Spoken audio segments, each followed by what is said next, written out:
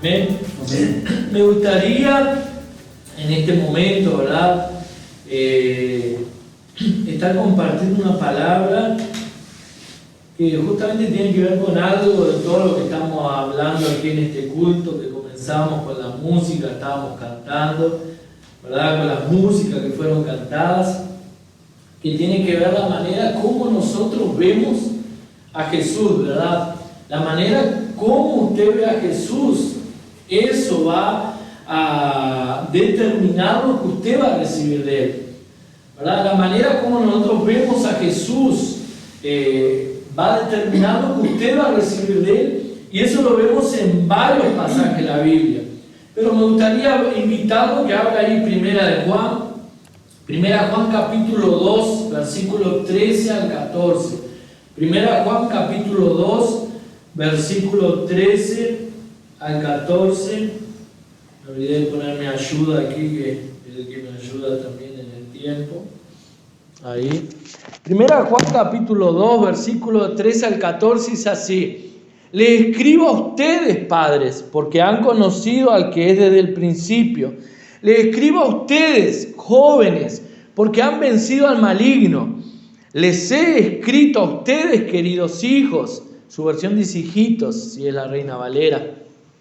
Porque han conocido al Padre. Les he escrito a ustedes, padres, porque han conocido al que es desde el principio. Les he escrito a ustedes, jóvenes, parece que repite Juan, porque son fuertes. La palabra de Dios permanece en ustedes y han vencido al maligno. Cierre sus ojos. Padre, en el nombre de Jesús, en esta mañana, Señor, nos rendimos ante tu palabra. Llevamos nuestra mente, nuestro corazón, todo nuestro ser cautivo a ella. Todo pensamiento que quiera venir a nuestra mente para distraernos, para hacernos perder el enfoque, reprendemos en el nombre de Jesús. Señor, declaramos nuestra mente totalmente cautiva a tu palabra. Habla con nosotros, Espíritu Santo de Dios.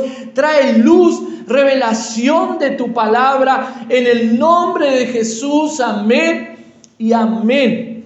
Amén. Juan, te sabe el apóstol Juan, conocido como por él mismo, se autodenominó como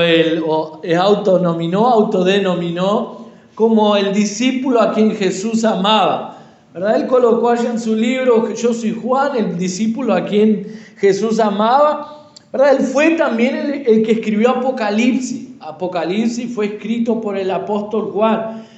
El apóstol Juan fue el único que no murió, ¿verdad?, como un mártir. Todos los discípulos fueron muertos como mártir. Todos los apóstoles, no los discípulos eran muchos. Los apóstoles todos murieron como mártir. El único que murió viejo fue Juan, ¿verdad? Y murió ya estando exiliado en la isla de Patmos. Pero ya en su vejez, él tendría como unos 90 años, tal vez él ya era muy anciano cuando Dios le revela Apocalipsis, ¿verdad? Las cosas que habrían de venir. Pero aquí en este libro, Primera de Juan, que no es el Evangelio, es las cartas de Juan allí, él dice así, escribiendo, ¿verdad? Escribió para 3 niveles de personas, ¿verdad? 3 tipos de personas. Primero dice: le escribo a ustedes, Padre, porque han conocido al que es desde el principio. Después dice: le escribo a ustedes, jóvenes, porque han vencido al maligno. Y les escribo a ustedes, queridos hijos. En la versión que usted tiene puede decir hijitos, porque han conocido al Padre. Y ahí vuelve a repetir. Parece que Juan está escribiendo lo mismo. Yo cuando estaba leyendo digo, ¿será que copié 2 veces el mismo versículo? Pero no. Es el versículo 13. Y el 14 dice: le he escrito a ustedes, padres, ¿verdad? Primero dice: le escribo. Después dice: le he escrito, tiempo pasado, padres, porque han conocido al que es desde el principio. Le he escrito a ustedes, jóvenes, porque son fuertes y la palabra de Dios permanece en ustedes y han vencido al maligno. Como dijimos, ¿verdad? La manera que usted ve a Jesús va a determinar lo que usted recibe de Él, ¿verdad? Si usted necesita una sanidad física, si usted necesita un milagro financiero, Si usted necesita una solución para su familia o una sanidad para problemas de depresión o cualquier tipo, nosotros sabemos que todo eso nosotros lo recibimos como un favor inmerecido, ¿verdad? Es Dios que nos da todas las cosas sin nosotros merecer, ¿verdad? El problema de la religión es que la religión, el hombre se esfuerza para recibir algo de Dios. Yo tengo que hacer, Señor, si cura a mi suegra, voy a caminar. En la Biblia sucedió, ¿verdad? Jesús curó la suegra de Pedro. Señor, si curas mi madre, mi hijo, yo voy a caminar de rodillas el Cerro del Verdún. ¿Quién conoce el Cerro del Verdún en Minas? ¿Verdad? El Cerro del Verdún en Minas, usted sube allá arriba. Minas, usted sabe que es una de las ciudades más altas del país, donde hay montaña, hay cerros, no sé si son cuchillas, cerros. Y está el Cerro del Verdún que usted sube y allá usted ve los autitos chiquitos como si fuesen de juguete abajo. Creo que es la única parte alta de Uruguay, porque Uruguay es plano. Pero claro, ese Cerro del Verdún es el cerro de la Virgen de los 33, entonces usted no necesita ir. O si va, solamente vaya para conocer. Solo que en todo yo fui hace como 30 años atrás, ni sé si cambió algo, ¿verdad? Hace mucho tiempo. Pero en todo usted va subiendo el cerro y en cada tanto tiempo, así cada tanta distancia, hay un santo. Y la gente le va pidiendo cosas y cuando llega allá arriba a la punta está la Virgen de los 33 o la Virgen del Verdún, ¿verdad? Donde la gente le hace pedido. Y usted ve, por ejemplo, le digo hace como 30 años, en aquella época era canto rodado, piedras, todo el camino era de piedra. Te veía gente subiendo de rodillas a aquel cerro encima de las piedras. Y la mentalidad de las personas es que si me sana mi madre, mi hijo, yo voy a subir el Cerro del Verdún, que subirlo a pie ya no era fácil, imagínense de rodillas. Lo voy a subir de rodillas porque para pagarte el voto que voy a hacer, ¿verdad? La gente hace muchos votos, solo que no tiene que ver con lo que nosotros hagamos para Él que Dios nos va a dar, ¿verdad? Nosotros entendemos a través de la palabra que todo lo que recibimos de Jesús es gracia. ¿Qué es gracia? Favor inmerecido. Usted merece un milagro de parte de Dios en su vida. Usted merece que Dios lo sane. No, yo me porto bien, yo merezco que Dios me sane. Usted merece que Dios haga algo en su vida, que sane su familia, que salve su familia. No merece. Entonces todo lo que nosotros recibimos de Jesús es gracia, favor inmerecido. Pero todo eso lo vamos a recibir dependiendo la manera que nosotros lo vemos, ¿verdad? Cómo usted ve a Jesús va a determinar lo que usted va a recibir de Él, ¿verdad? Y aquí donde vemos el libro de Juan, Él coloca 3 categorías. Primero dice padres jóvenes e hijos pequeños. ¿Por qué? Los jóvenes son los que aman las batallas, ¿verdad? Al joven le gusta más batalla espiritual, Satanás, reprender y vamos a luchar, vamos a orar. Te hace una convocatoria, ¿verdad? Normalmente el joven tiene más tiempo, los jóvenes tienen más disposición, más fuerza. Al joven le gusta más lo que tiene que ver con intensidad, los jóvenes son más intensos. El joven, sí, vamos a hacer, ¿verdad? Y vamos a atacar y vamos a destruir, vamos, podemos, ¿verdad? Y aquí dice los jóvenes son fuertes. Los hijos pequeños, ahí en algunas versiones dice pequeñitos, tiene que ver con aquellos nuevos, ¿verdad? Aquellos nuevos convertidos, ¿verdad? Tiene que ver con los más jóvenes en nuestros medios. Pero hay algo interesante que dice aquí Juan que tiene que ver con los padres. En el versículo 3 él dice: Padre, le escribo a ustedes, le he escrito, porque ustedes conocen al que es desde el principio. ¿Verdad? ¿Quién es desde el principio? Jesús. ¿Verdad? Y él dice, ustedes conocen. ¿Verdad? El padre, ¿quién es? El padre en la familia es el más maduro, ¿verdad? El padre, aquel que tiene más privilegios. ¿Por qué? Porque el padre es el que maneja el auto. El padre es aquel que manda en la casa, el que tiene la última palabra. Pero también es el que tiene más responsabilidades, ¿verdad? Porque si hay un problema en la casa, ¿quién es el culpable? El hombre. Tanto es que en la Biblia Dios no habla el pecado de Eva. ¿Dice quién? El pecado de Adán. ¿Quién fue que comenzó toda la confusión y el lío? Fue Eva, ¿verdad? Pero la culpa fue de Adán. ¿Por qué? Porque él era el cabeza, él era el sacerdote. Y aquí dice, bueno, ustedes conocen al que es desde el principio. Le escribo a ustedes, Padre, porque ustedes son los que conocen al que es desde el principio. Y aquí tiene que ver con lo que estamos hablando. Jesús ya existía desde el principio. Allí Juan capítulo 1, versículo 1 al 3, dice así, Juan capítulo 1, versículo 1 y 3. En el principio, yo tengo la NBI, en el principio ya existía el verbo. Y el verbo estaba con Dios y el verbo era Dios.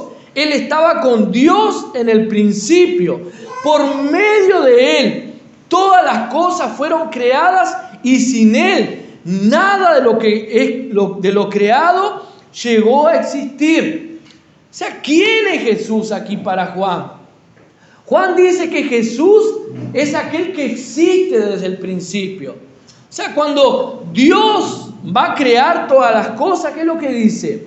Hagamos el hombre a nuestra imagen y semejanza. ¿Pero estaba hablando con quién? Dios. La Trinidad, Padre, Hijo y Espíritu Santo. Jesús estaba desde el principio. Y aquí entonces Juan, escribiéndole a los padres, dice, le escribo a ustedes, padres, porque ustedes conocen aquel que es desde el principio.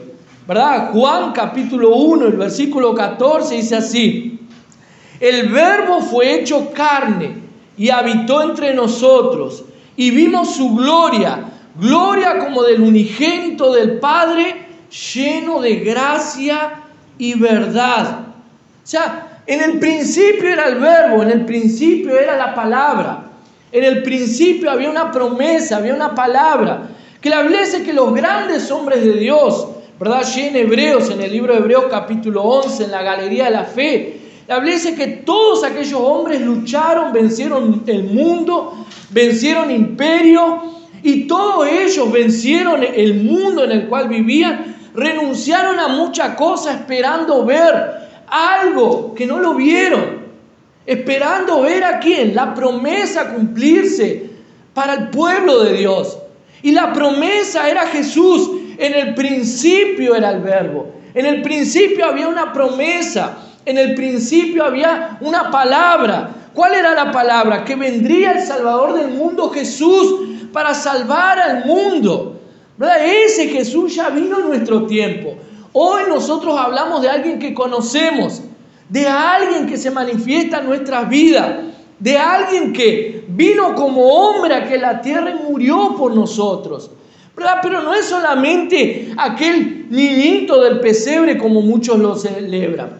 No es tampoco aquel cuadro, un hombre rubio, ¿verdad? Con aquella cara así de tristeza, mirándolo a los ojos y con un aro en la cabeza y aquella carita de inocente, ¿verdad? No es ese Jesús el que nosotros servimos, ¿verdad? Esas son imágenes que las personas, o entonces aquel hombre crucificado en una cruz también con la cara así de no puedo hacer más nada, ¿verdad? Ese no es el Jesús que nosotros servimos. El que nosotros servimos es el Rey de Reyes y Señor de Señores, ¿verdad? Él es Jesús. ¿Por qué? Porque la manera como nosotros lo vemos va a depender de lo que usted va a recibir, ¿verdad? Isaías decía que, hablando un poco sobre Jesús, decía que en Él fuimos sanados y que en la cruz Él llevó todas nuestras enfermedades y que por sus pisadas fuimos nosotros sanados. Entonces solamente usted va a creer que usted puede ser sanado si cree lo que la palabra dice a su respecto. La Biblia dice que Jesús murió en la cruz para llevar todas nuestras enfermedades y todas nuestras dolencias, ¿verdad? Él murió. Allí las últimas palabras de Él fueron: está todo consumado. Entonces, si usted ve a Jesús apenas como un simple hombre, como mucha gente lo ve, usted va a recibir algo de un hombre. Si usted ve a Jesús apenas como dicen algunos, el hombre de allá arriba, ¿verdad? No, el hombre de allá arriba está mandando mucha lluvia, el hombre de allá arriba está mandando seca, ¿verdad? Muchas personas ven a Jesús o ven a Dios como el hombre de allá arriba. Si usted ve a Jesús como el hombre de allá arriba, usted va a recibir simplemente algo de hombre, ¿verdad? No va a recibir algo del Dios eterno, aquel que es desde el principio, ¿verdad? Aquel que está desde antes de la creación. Y vamos a ver algunos puntos de vista en la palabra de Dios, de cómo las personas veían a Jesús, ¿verdad? Dice allí en Marcos capítulo 6, versículo 1 y 2. Marcos capítulo 6, versículo 1 y 2. Salió Jesús de allí y fue a su tierra, o sea, fue a su ciudad, en compañía de sus discípulos. Cuando llegó el sábado, comenzó a enseñar en las sinagogas. Y la gente decía, ¿verdad? ¿De dónde sacó tales cosas? Decían maravillados muchos de los que lo escuchaban. ¿Qué sabiduría es esta que se le ha dado? ¿Cómo se explican estos milagros que vienen de sus manos? O sea, la gente que creció allí, que vio a Jesús crecer, la gente que vio a aquel niño crecer en el barrio, el hijo de José, el carpintero, ¿verdad? Lo veían a Jesús apenas como el hijo de José, el carpintero, ¿verdad? La gente allí que lo había visto en su crecer y en medio de ellos, veían a Jesús apenas como el hijo del carpintero, versículo 4, ahí capítulo 6, versículo 3 y 4. Dice así: ¿no es el carpintero hijo de María? ¿Acaso no es él hermano de Santiago, de José, de Judas y de Simón? ¿No están sus hermanos aquí con nosotros?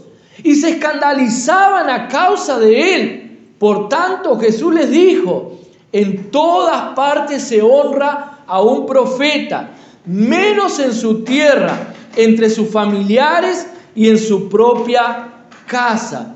Entonces Jesús fue allí a donde estaba su ciudad, y él dice que él hablaba, decía cosas que eran sobrenatural, hacía maravillas, pero la gente miraba todo lo que él decía y se escandalizaban. Tal vez no sería el término aquí escandalizarse, ¿verdad? Porque escandalizar es cuando, ay, ¿qué es lo que hizo? Mató, robó, ay. La palabra aquí sería más bien, se asombraban, ¿verdad? Se asombraban de ver a Jesús hablando como un rabí, como un maestro de la ley, ¿verdad? Él decía cada palabra tan maravillosa que la gente dice, pero ¿quién es este? Dice, ¿quién es este y de dónde sacó tantas cosas? Decían maravillados muchos de los que lo escuchaban. ¿Qué sabiduría es esta que se le ha dado? O sea, ¿qué sabiduría tiene este hombre? Como decía Juan aquí al inicio, ¿verdad? Hoy en día hay muchos hombres sabios. Pero para que las personas paren y digan, qué hombre sabio, qué sabiduría tiene este hombre, ¿de dónde sacó tanta sabiduría? ¿Cómo se explican estos milagros que salen de sus manos? O sea, la gente escuchaba a Jesús hablar cosas, ¿verdad? Sabias, y veían milagros, ¿verdad? Veían, Jesús hizo milagros, la gente vio. Dice, ¿cómo se explican estos milagros que vienen de sus manos? Y aquí está la clave de por qué esta gente no pudo recibir nada. La Biblia dice que Jesús fue a su ciudad y no pudo hacer milagros, sino algunos pocos. A todas partes donde Jesús iba, multitudes de personas recibían milagros. Pero en su ciudad, allí donde él nació, no pudo hacer muchos milagros. Dice apenas algunos pocos. ¿Por qué? Porque la gente veía a Jesús como el hijo del carpintero. ¿No es el carpintero, el hijo de María? ¿Acaso no es el hermano de Santiago, de José, de Judas y de Simón? O sea, la gente conocía a la familia de Jesús, conocía a los hermanos. Y aquí, ¿verdad? Para quien dice que María era virgen, ¿verdad? María era virgen hasta tener a Jesús, después ya no fue más, ¿verdad? Estaba Santiago, hermano de Jesús, José, Judas y Simón. Dice, ¿no están aquí sus hermanas aquí con nosotros también? Y se escandalizaban a causa de él. Por tanto, Jesús les dijo, en todas partes se honra a un profeta. Donde yo voy, soy honrado. Pero en mi tierra, entre sus familiares y en su propia casa, no hay honra. Entonces, ¿por qué que esta gente no pudo recibir nada de Jesús? Porque no lo honraron, ¿verdad? Si nosotros no honramos a Jesús, ¿qué es lo que va a suceder? Su Padre no va a honrarnos a nosotros. Si nosotros no honramos a Jesús por lo que Él es, ¿verdad? El Padre tampoco va a manifestar su poder en nuestro medio, ¿verdad? Si no honramos a Jesús por lo que Él hace, por sus milagros, por su poder, ¿qué es lo que va a suceder? No vamos a ver su milagro en nuestras vidas, ¿verdad? La gente veía a Jesús apenas como algo natural. Vieron a Jesús como el carpintero, ¿verdad? Si usted ve a Jesús apenas como algo natural, usted va a recibir apenas algo natural, ¿verdad? Dice Jesús, decía allí en Lucas, no sé si puedes proyectar ahí, Juan. Lucas capítulo 4, versículo 18. Lucas 4, 18, si puedes proyectar, porque yo no coloqué esa referencia. Lucas 4, 18. Dice así. Lucas 4, 18. Ahí. El Espíritu del Señor está sobre mí, por cuanto me ha ungido para dar buenas noticias a los pobres. Me ha enviado a sanar a los quebrantados de corazón, para pregonar libertad a los cautivos, para dar vista a los ciegos y para poner en libertad a los oprimidos. Isaías 61.1. Isaías 61.1. Jesús estaba citando aquí el libro de Isaías. O sea, todo judío conocía la palabra de Dios, ¿verdad? Todos los judíos conocían el Antiguo Testamento. Aquí en Isaías 61.1, Jesús, es la palabra que Jesús usa allí, dice: el Espíritu del Señor está sobre mí, porque me ha ungido el Señor, me ha enviado a predicar buenas noticias a los pobres, a vendar a los quebrantados de corazón, a anunciar libertad a los cautivos y a los prisioneros, apertura de la cárcel. O sea, Jesús tomó este pasaje de Isaías que todo judío conocía y decía: el Espíritu del Señor está sobre mí. Hoy se cumplió la Escritura. El Espíritu del Señor está sobre mí y me ha enviado a sanar, me ha enviado a libertar, me ha enviado a libertar a los cautivos, me ha enviado a predicar buenas nuevas a los pobres, a vendar a los quebrantados de corazón, a anunciar libertad a los cautivos y a los prisioneros, apertura de cárcel. ¿Verdad? Jesús no vino aquí para ser el pobrecito Jesús, ¿verdad? Jesús no vino a la tierra para ser apenas el carpintero. Para algunos era apenas el carpintero, pero Él no era el carpintero. Él era aquel que el Espíritu del Señor estaba sobre Él y había sido ungido para anunciar las buenas nuevas, ¿verdad? Como dijimos, de la manera que usted ve a Jesús es lo que usted va a recibir. Hablese que Él fue allí en medio de sus familiares, Él fue allí en medio de su ciudad, pero no pudo hacer ningún milagro, dice la Biblia. La Biblia no dice que Él no quiso. La Biblia no dice que Él no quiso hacer ningún milagro. ¿Qué es lo que la Biblia dice? No pudo. Hay algo que Dios no puede hacer. Hay algo que sea imposible para Dios. Hay algo que Dios no puede hacer. La Biblia dice que Jesús no pudo realizar milagros en su ciudad. Entonces, ¿por qué que Él no pudo? No pudo porque no tenía poder. La Biblia no dice que Él no quiso, no pudo. ¿Por qué? Porque las personas no esperaban recibir nada de Él en aquel lugar. Porque las personas veían a Él apenas como el carpintero, hijo de María. Entonces, como el carpintero, hijo de María, Él no tenía nada para ofrecer para aquella gente. Si aquella gente hubiese visto a Jesús como aquel que el Espíritu del Señor estaba sobre Él, ellos hubiesen recibido más, pero no pudieron, ¿verdad? Lo mismo es sobre nuestra vida, ¿verdad? ¿Cómo usted ve a Jesús? ¿Quién es Jesús en su vida? ¿Verdad? ¿Quién es Jesús? Jesús es aquel que me acompaña, está conmigo todos los días, aquel que me ama, ¿verdad? ¿Quién es Jesús? Porque la manera como usted ve a Jesús va a definir lo que usted va a recibir de Él. Amén. También, como dijimos, Jesús no es solo el carpintero.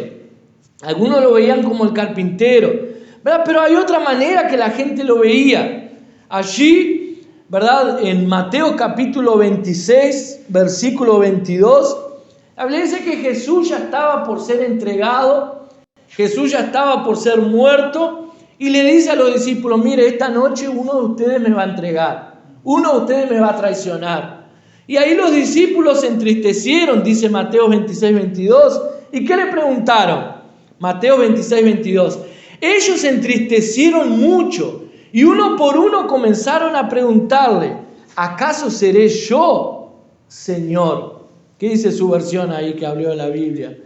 Ahí, ¿acaso seré yo, Señor? La palabra Señor aquí, ¿verdad? En el original tenía que ver con Yahvé, Dios Todopoderoso. ¿Verdad? La misma palabra en nuestra traducción en español aparece solamente como Señor. ¿Verdad? Los discípulos veían a Jesús como su Señor.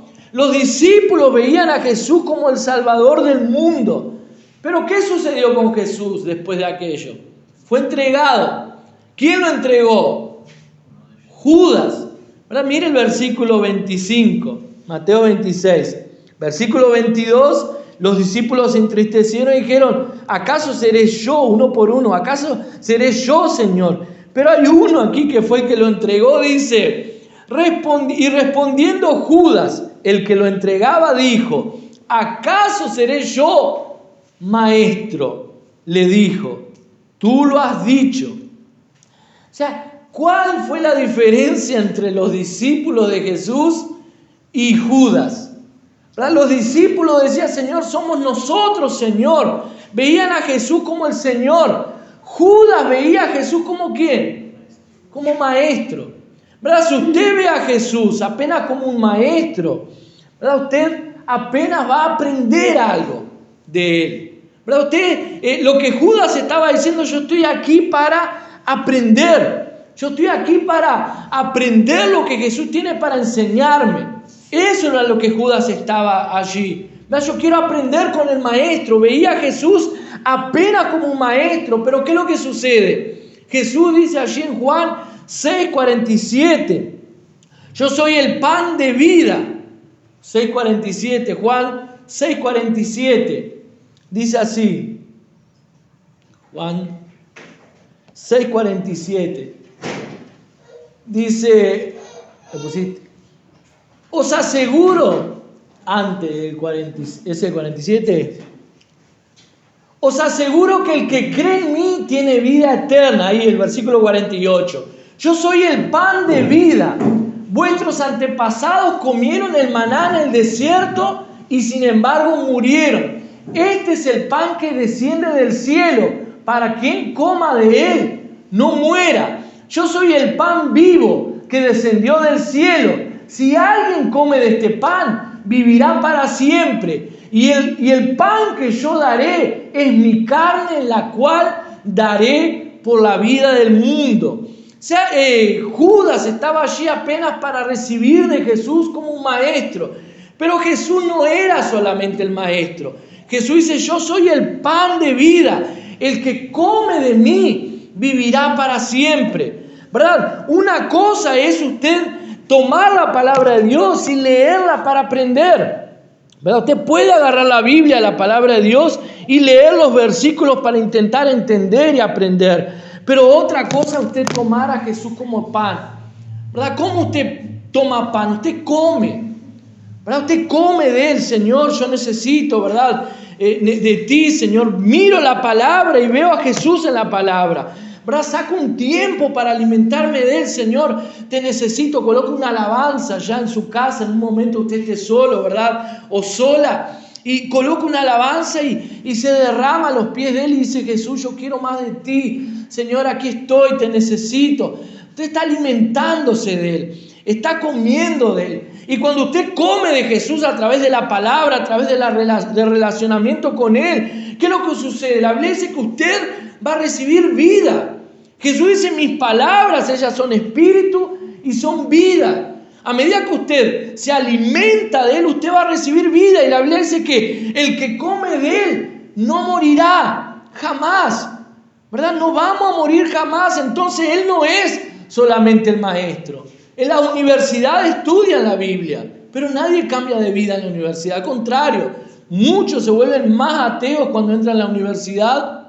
¿Por qué? ¿Verdad? Porque leen la Biblia como para aprender algo filosófico, ¿verdad? Leen la Biblia como un libro de religión, pero no ven la Biblia, no leen la Biblia para alimentarse, ¿verdad? Jesús no es solo su maestro, ¿verdad? Él es nuestro Señor, ¿verdad? Él no es un hombre común. Para Judas, Jesús era un hombre común. ¿Usted piensa que si Judas hubiese entendido quién era Jesús, él hubiese entregado?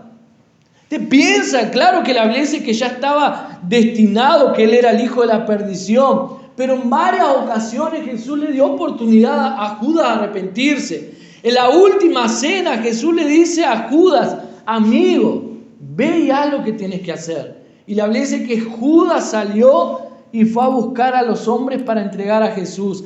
Y les dijo: aquel que yo bese él es el Jesús, él es el maestro, ¿verdad? Judas lo veía apenas como un maestro, ¿verdad? La manera como vemos a Jesús va a depender de lo que usted va a recibir de Él, ¿verdad? La única manera de usted recibir poder, la única manera de usted recibir sanidad, la única manera de usted recibir salud, la única manera de usted recibir fuerza es alimentándose de Él. No hay otra manera de fortalecernos en Cristo si no comemos de Él, ¿verdad? ¿Quién sale aquí sin comer? ¿Hace cuántos días que no come usted? A ver, alguien que hace una semana que no come. Levante la mano el que está hace una semana sin comer. Levante la mano el que hace 2 días que está sin comer. Levante la mano el que hace un día que está sin comer. Levante la mano, son las 11. Levante la mano el que está sin comer nada hasta ahora. 2 sin comer nada, pero ya cuando salga de aquí, cuando salga de aquí, el guisito que guardé en la heladera, que me espere, el choricito que guardé en la heladera, que me espere, ¿verdad? ¿Por qué? Porque usted no aguanta quedarse sin comer, ¿verdad? Usted no consigue quedarse. ¿Por qué? Y si no come, ¿qué es lo que pasa? Hoy vamos a ayunar, hermano, vamos a ayunar de las 8 de la mañana, porque estamos comenzando a las 2 de la tarde. Es las 12, las 11. Ay, estoy débil. Ay, me siento mal. Ay, perdí la fuerza. Ay, me duele la cabeza. Me duelen las piernas. Me duelen los brazos. ¿Ya vio que le pasa eso? Usted puede quedarse todo el día sin comer porque no está pensando en comida. Pero el día que vamos a ayunar, usted se siente débil. Se siente que se quedó sin fuerza. Hasta mareo le da y me siento mal. Ay, me voy a caer. ¿Por qué? Porque usted no puede vivir sin comer. ¿Por qué será que en las cosas espirituales queremos vivir sin comer? ¿No? Entonces, imagínense si usted vive comiendo hamburguesa todos los días. Papa frita, hamburguesa, y no come más nada. Solo hamburguesas, papa frita, solo fritura todos los días. Hay algunos que hacen eso. Pero no come más nada. Todos los días va a desayuna con una coquita bien fría, con unas papas fritas y una hamburguesa. Ahí llega el mediodía, se come, no sé, otras papas fritas, ¿verdad? Con, no sé, algo frito. Y después llega la noche y también se come algo frito de nuevo. Y así queda, no sé, toda su vida. ¿Qué es lo que va a pasar? Se muere, porque usted está comiendo ya lo llaman comida chatarra, ¿verdad? Esa comida rápida, ¿verdad? Es conocida como comida chatarra. ¿Por qué? Porque es veneno, ¿verdad? Y ahí, si usted come cualquier cosa, ¿qué es lo que va a pasar? Usted va a enfermarse. ¿Será que en las cosas espirituales es diferente? La gente come informativo, la gente come Facebook, ¿verdad? La gente come Instagram, la gente come, no sé qué redes sociales más hay conocidas. La gente come novela, la gente come informativo, la gente come fútbol. En nuestro medio casi nadie come fútbol, ¿verdad? Los hombres principalmente. La gente come de todo un poco, pero de la palabra no comen. ¿Y ahí qué es lo que sucede si usted no come? No se alimenta, se debilita. Es por eso que muchas personas podrían estar aquí y no están. Es por eso que muchas personas desisten de los caminos del Señor. Es por eso que muchas personas, cuando viene una lucha, una tribulación, una prueba, lo primero que largan es Dios. ¿Por qué? Porque están débiles. porque se sienten debilitados, porque están enfermos, porque están sin fuerza, porque no se alimentaron, porque vieron a Jesús apenas como un maestro. Él no solo es nuestro maestro, Él es el pan que descendió del cielo. Segunda Corintios 5:16 dice así, 2 Corintios 5:16, así que de ahora en adelante no consideramos a nadie según criterios meramente humanos. Aunque antes conocíamos a Cristo de esta manera, ya no lo conocemos así. O sea, decía aquí Pablo a los Corintios que no conocemos a nadie según los criterios humanos. No sé cómo dice esa versión, es la misma. A nadie conocemos desde el punto de vista humano, ¿verdad? Nadie conocemos desde el punto de vista humano. ¿Qué quiere decir esto? Que no podemos ver a Cristo como el mundo lo ve. Y él decía aquí, aunque antes conocíamos a Cristo de esta manera, ya no lo conocemos así. Algo tiene que cambiar en nuestras vidas, ¿verdad? A medida que nos relacionamos con Él, la manera de verlo tiene que cambiar, ¿verdad? Necesitamos ver a Jesús como Él es. La Biblia dice que en cierta ocasión Jesús se sube a una barca con los discípulos, dice crucemos al otro lado, se levanta una tempestad y los discípulos se asustaron y le decían, Señor, despiértate. Jesús estaba durmiendo allí en la popa del barco. Dice, despiértate, no te importa que perecemos. Jesús se levanta, yo me imagino Jesús tranquilo nomás. Se levanta tranquilo y dice, acálmate, cállate. Y el viento y la tempestad dice que paró en aquel momento. Y los discípulos, no eran los extraños, eran los discípulos que estaban con Jesús en aquel barco, dijeron, ¿qué hombre es este que aún el viento y la tempestad le obedecen? O sea, conocían al Jesús que hacía milagros, que sanaba enfermos, pero no conocían al Jesús que también tenía dominio sobre la naturaleza, que tenía dominio sobre la tempestad. Entonces, ¿quién es Jesús en su vida? Es un maestro, ¿verdad? También dice allí en Éxodo capítulo 6, versículos 2 y 3, ¿verdad? Éxodo capítulo 6, versículos 2 y 3. Dice así, en otra ocasión Dios habló con Moisés y dijo, yo soy el Señor. Me aparecí a Abraham, a Isaac y a Jacob bajo el nombre de Dios Todopoderoso, pero no les revelé mi verdadero nombre, que es Señor. Yo sé que en su traducción está literalmente Señor, ¿verdad? Pero Dios le dice a Abraham, Isaac y Jacob, yo soy el Dios Altísimo, que significa el Elión, ¿verdad? En el original aparece con el nombre Elión, que significa Dios Altísimo. Pero él dice, me aparecí a Abraham, Isaac y Jacob bajo el nombre del Dios Todopoderoso, pero no le revelé mi verdadero nombre, que es el Señor. ¿Verdad? El nombre, el Todopoderoso, es el Shaddai. O sea, Dios se le reveló a ellos como el Shaddai, pero dice, pero no le revelé mi verdadero nombre, que es el Señor. ¿Y cuál es el nombre el Señor aquí?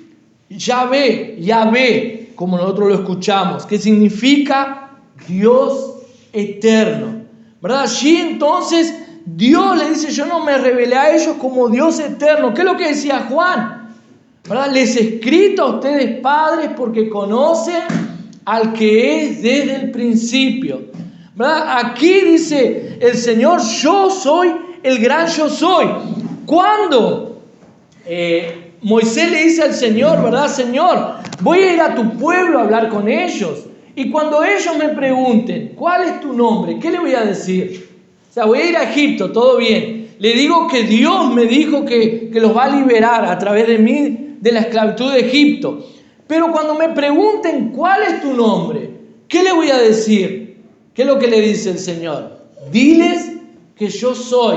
Yo soy el nombre Yahvé, que significa aquel, el eterno, el que es desde el principio, ¿verdad? El que no cambia. Entonces, Jesús también es conocido como el gran yo soy, el yo soy.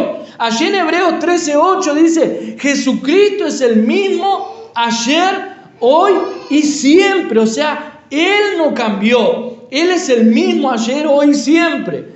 ¿Verdad? En cierta ocasión lo cuestionaron a Jesús, allí en Juan capítulo 8. Le cuestionaban a Jesús con qué autoridad Él hacía las cosas que hacía. Si acaso Él era mayor que Moisés, que los profetas, que Abraham. Mire lo que Jesús le responde allí en Juan 8, 56 al 59. Jesús le dice, Abraham, el padre de ustedes, se regocijó al pensar que vería el día y lo vio y se alegró. Abraham, el padre de ustedes, se regocijó al pensar que vería mi día y lo vio y se alegró. Ni a los 50 años llegas, dijeron los judíos, y has visto a Abraham. Jesús afirmó, les aseguro que antes que Abraham naciera, yo soy. ¿Qué es lo que Jesús estaba diciendo? Yahvé, Dios eterno, el que es desde el principio, yo soy. Entonces los judíos tomaron piedra para arrojárselas, porque Jesús escondió, pero Jesús escondió y salió inadvertido del templo. ¿Por qué es que los judíos querían matarlo a Jesús? ¿Por qué le dijo que Abraham lo vio desde el inicio? ¿O porque Jesús le dijo algo que para ellos era una blasfemia? Jesús le dice, yo soy. Esa palabra yo soy el eterno. Para los judíos fue la gota de agua que dice, bueno, ahora sí llegó al límite, lo vamos a matar. Pero la Biblia dice que Jesús salió entre medio de ellos y se escondió, se retiró, salió. Ellos querían matarlo a Jesús. Pero ¿qué es lo que sucede? Ellos no podían matarlo. ¿Verdad? Es interesante. Usted dice, pero ¿cómo se escapó Jesús en medio de ellos? ¿Verdad? Si estaba él, estaban todos los judíos, Jesús en el medio probablemente. ¿Cómo hizo para escaparse? Jesús no lo sabemos, la Biblia no especifica. Pero una cosa sí sabemos, es que aquellos hombres nunca podrían matar al Eterno. Jesús era el Eterno. Él es el mismo ayer, hoy, por lo siempre. Él es el comienzo y el fin. Apocalipsis dice que Él es el alfa y el omega. Él es el principio y el fin. Nadie puede matar al principio y el fin. Por eso que estos hombres no lo pudieron matar, porque Jesús no podía morir. Jesús no podía morir. Él se iba a entregar solo. Él dio su vida por nosotros. Nadie puede matar a la vida. Nadie puede matar al gran yo soy. Nadie puede matar al Eterno. Nadie puede matar al Todopoderoso. ¿Verdad? Isaías, ¿verdad? Esa misma palabra que decía Isaías que vimos allá, ¿verdad? El gran yo soy es el nombre del Señor. Pero en Marcos capítulo 1, versículo 1 al 3, dice así. Marcos capítulo 1, versículo 1 al 3. Comienzo del Evangelio de Jesucristo, el Hijo de Dios. Sucedió como está escrito en el libro del profeta Isaías. Yo estoy por enviar a mi mensajero delante de ti, el cual preparará tu camino. Voz de uno que grita en el desierto, preparen el camino para el Señor, hágale sendas derechas. ¿Verdad? Marcos cita aquí nuevamente al profeta Isaías y dice, en Isaías está escrito, voz de uno que grita en el desierto. ¿Cuál era la voz de ese que gritaba en el desierto? ¿Verdad? Era Juan el Bautista. Preparen el camino para el Señor. La palabra Señor aquí en el libro de Isaías literalmente era Yahvé, el Eterno, el que es desde el principio. Literalmente era Dios, el Eterno. Pero aquí estaba refiriéndose a Jesús. Voz de uno que grita en el desierto, preparen el camino para el Señor. Y por último, allí en Juan 18, 4 y 6. Juan 18, versículo 4 al 6. Jesús sabía, dice así, Jesús, que sabía todo lo que iba a suceder, le salió al encuentro y le dice, ¿a quién buscan? preguntó. A Jesús de Nazaret contestaron. Jesús dijo, yo soy. ¿Qué dijo Jesús? Yo soy. Judas, el traidor, también estaba con ellos. Cuando Jesús dijo, yo soy, dieron un paso atrás y se desplomaron. O sea, literalmente, aquellos hombres habían ido a arrestar a Jesús. Ese fue el momento cuando Judas llega con ellos. Y Judas le dice, mira, el que yo bese, ese es Jesús. Vayan y arréstenlo.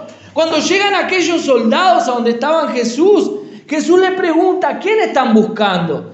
Y ellos dicen, a Jesús de Nazaret.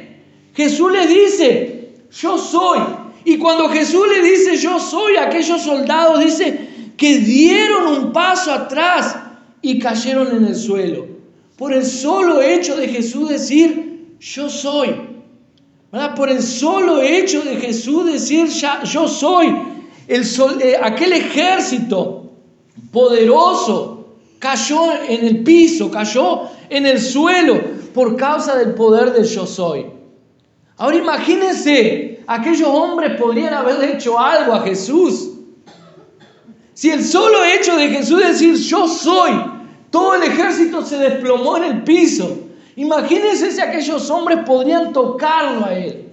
¿Verdad? Jesús se entregó porque él tenía que cumplir un propósito. Pero nadie podía tocar al yo soy.